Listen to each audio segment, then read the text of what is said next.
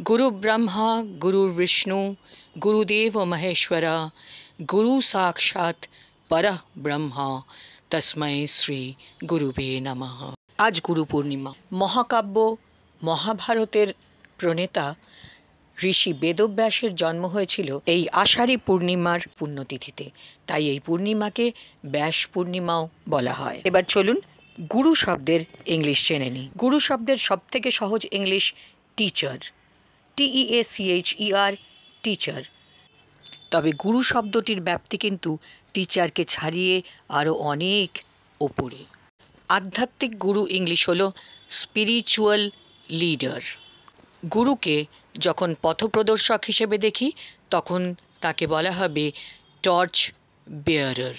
গুরু পূর্ণিমার এই পুণ্য লগ্নে আমার প্রণাম পৃথিবীর সমস্ত গুরুস্থানীয় মানুষের প্রতি।